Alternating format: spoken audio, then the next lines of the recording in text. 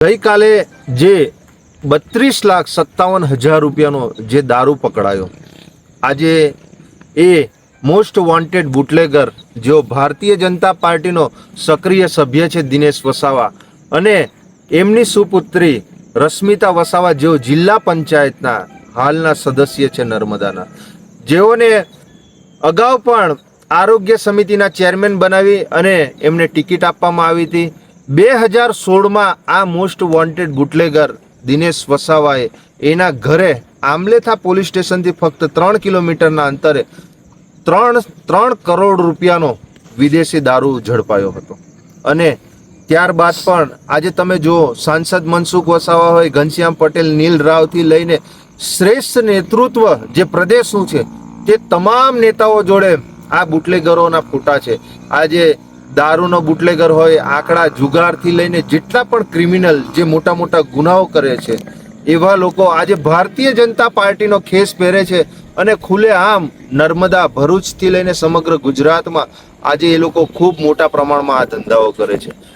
Gujarat police એ તો ખૂબ સારી કામગીરી કરી રહી છે, પણ આ સરકારમાં બેઠેલા નેતાઓ જે એમની કામગીરી જે કરે છે એમની પર એમને દબાવવામાં આવે છે અને જે સારું કામ પોલીસ કર્મચારીઓ કરે છે તો એ લોકોને ટ્રાન્સફર કરી દેવામાં આવે છે। આ બાકી ગુજરાત પોલીસ એ ખરેખર ખૂબ સરસ કામગીરી છે એમની, પણ ક્યાંક ને ક્યાંક આજે આ જ ઘટના જો નર્મદા જિલ્લામાં થઈ હોત તો નર્મદા જિલ્લાની પોલીસ આટલા લાખો રૂપિયાનો દારૂ એ ના પકડી શકી હોત।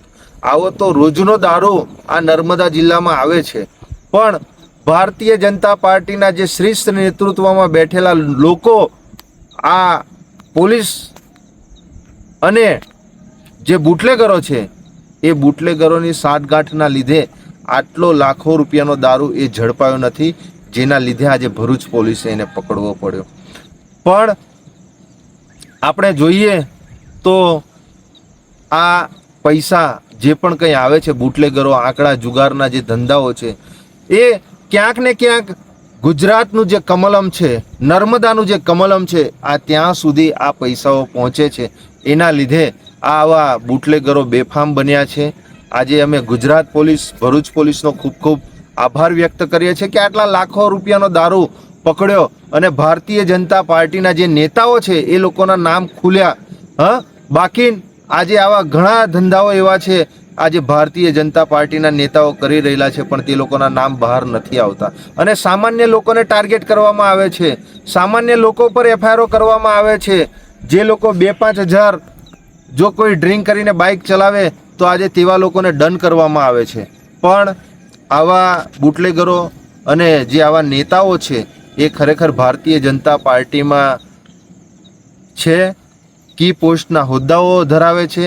એના લીધે જ આવા લોકોને ગુજરાતની પોલીસ કંઈક કરી નથી શકતી। નિખર જો પોલીસને જો ખરેખર છૂટછાટ આપે તો ગુજરાતની પોલીસ ખૂબ સરસ કામગીરી કરી શકે છે। નિરંજનભાઈ વસાવા, પ્રદેશ સંગઠન મંત્રી।